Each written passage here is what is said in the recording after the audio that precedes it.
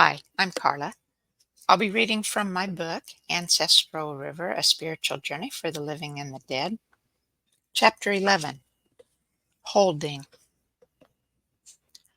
Overwhelmed with worry for my growing children one day, I asked my ancestors in the oneness for wisdom.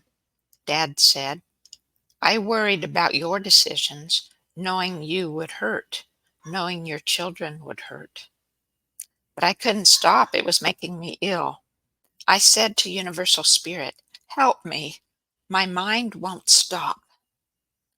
Universal Spirit's words were soft and kind. Give it to me. Consciously choose to let me hold your mind. My mind had forgotten I was spirit. I had forgotten that my emotions and memories were held at all times by Universal Spirit in the light waves around me.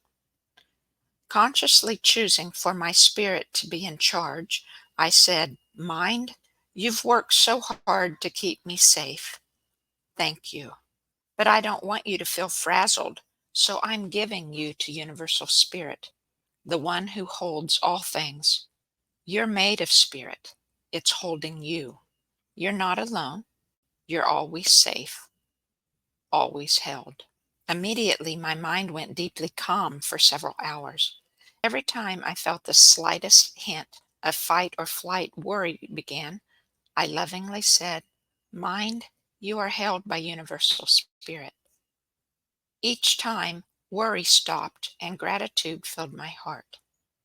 I focused and thought clearly again, calm and free of fear. After I tuned my biofield one day, several of my ancestors from generations long ago were ready to transition, but one drew my attention. Without thinking, words flowed from my mouth. It's you.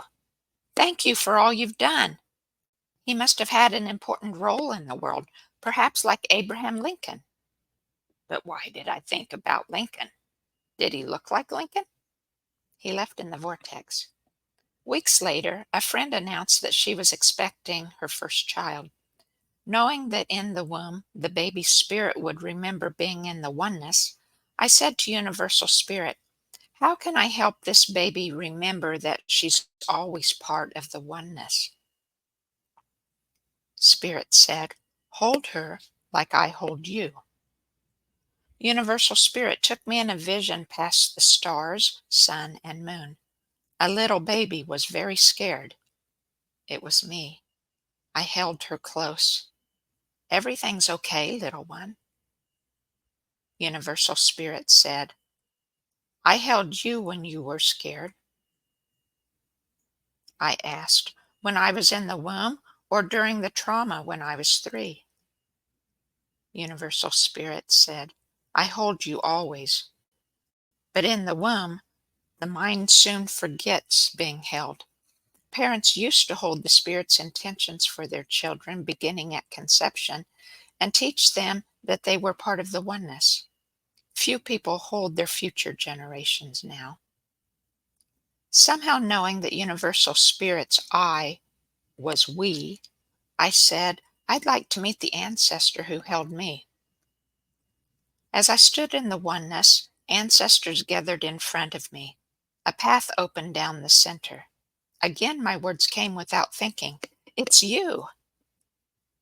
The important work of my Abe Lincoln type ancestor had been holding the intention for my spirit to remember that I was one with Universal Spirit. I said, who are you? He said, my name doesn't matter. I'm from Tobias's clan.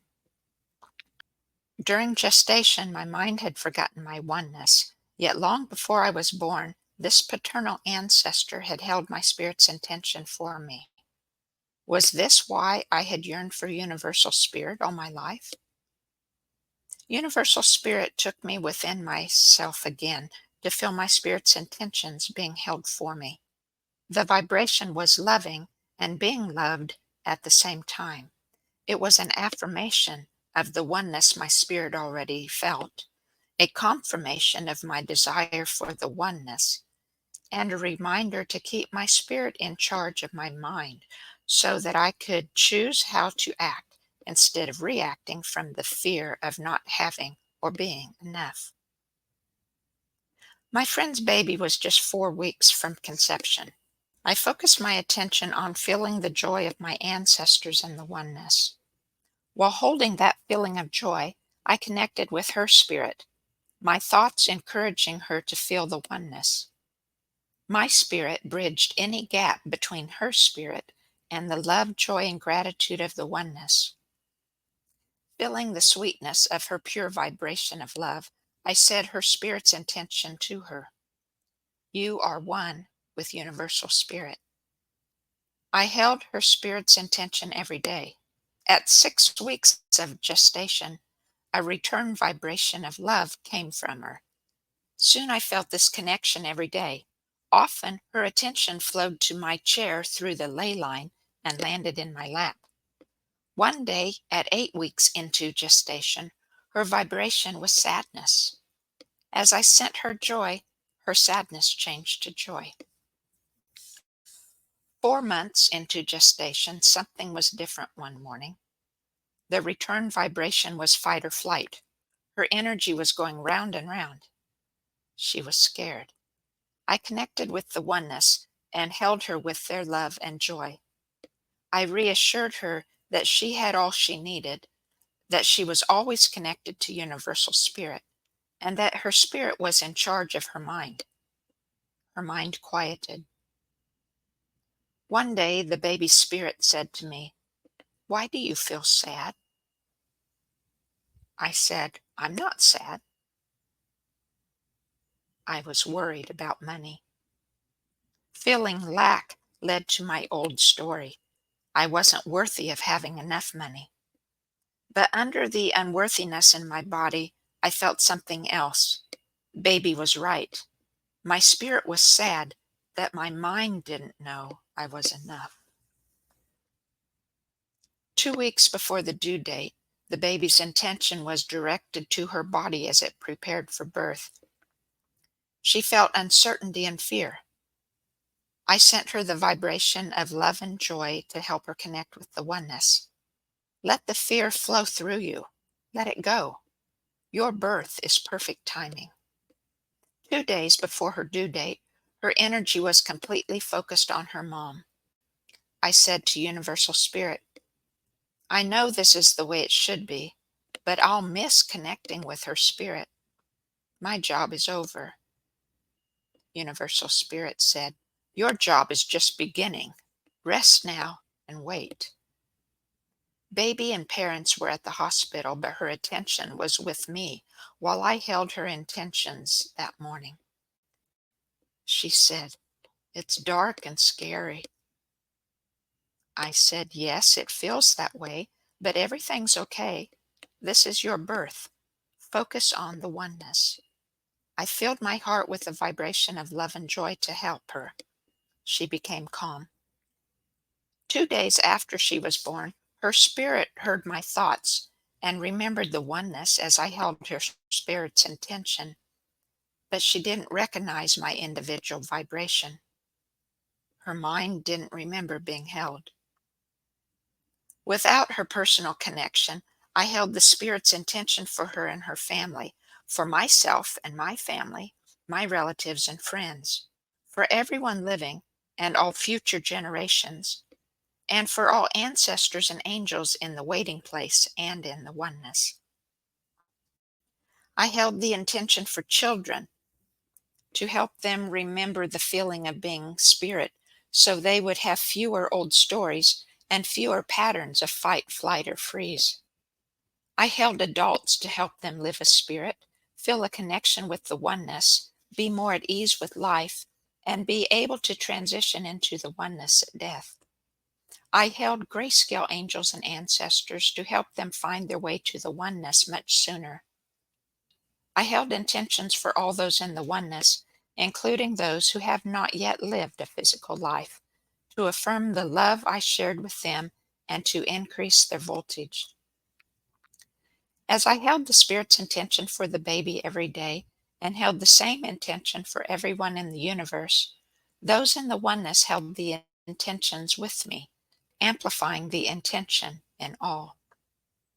Intuition helped me see that the broad spirit's intention of knowing I was one with the universal spirit had 5 parts.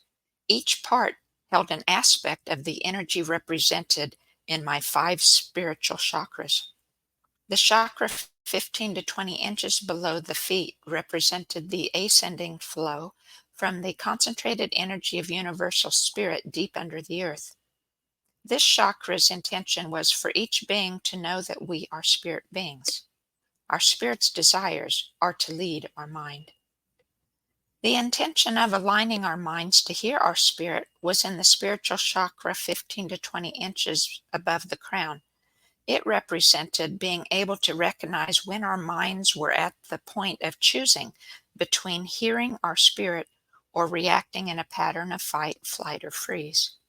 The chakra 3 to 4 feet above the crown represented the descending current of energies from the oneness. Those who had the mindset of the abundance and free will of universal spirit and whose spirits always led their minds. The intention: we consciously choose to live as spirit. The chakra just inside the outer edge of the biofield held the intention that we live in harmony with the abundance of the universe and know that everything the universe brings is good. The chakra just outside the outer edge of the biofield represented knowing we came from the oneness and will return to the oneness, and that only the full expression of each part fulfilled the whole. The intention: we are fully expressing ourselves for the highest good of all. As I held the Spirit's intention for all, the universe poured into me. In response, my spirit broadcasted as a loud roar throughout the universe, holding space for all, because every spirit knew it was one with universal spirit.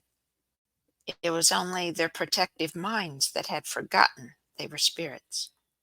Desiring all my loved ones to be happy, have fulfilling lives, loving relationships, and enough money for all their needs, I held their spirit's intentions because it was for their highest good. But I struggled with holding this broad intention for my children, forgetting that every choice I had made in my life had worked for my highest good. I worried about them. I didn't want them to make mistakes like I did. Forgetting to think about the love and joy they would feel when they aligned their mind with their spirit's intentions, I tried to vibrate with the happiness they would feel when they experienced the fulfilling life I wanted for them. I couldn't reach the vibration of joy, love, and gratitude needed for the intention to be really powerful. I held a tree. If what's happening in their lives is for their highest good, but my mind doesn't want it to happen, how can I vibrate with love, joy, and gratitude? The tree said, "Try carving." What? I asked. A picture came to my mind, hands carving a piece of wood into a figurine. The tree said, "Carve." I took a guess. The larger piece of wood is the broad spirit's intentions for our highest good. The figurine is the narrow intention that I hold the emotion for. By holding the broad intention, I'm also holding the narrow one. Tree waited for me to understand. Then I knew. Whatever the universe brings from our spirit's intentions is our highest good. The emotion we need to hold to help the intention manifest is the love, joy, and gratitude of knowing that the universe is always working for our highest good. Choices I saw as mistakes, mine and theirs, were meant to be. It was our free choice. Free choice was meant to be because it's the mindset of universal spirit. Every choice we've ever made has moved us toward the oneness, and so has always worked for our good. I knew that using my free choice to fully express my own desires for the highest good of all would set my mind free to hear my spirit. Holding my children's spirit's intentions, not my own narrow desires for them, would help them express their individual desires and help set them free too.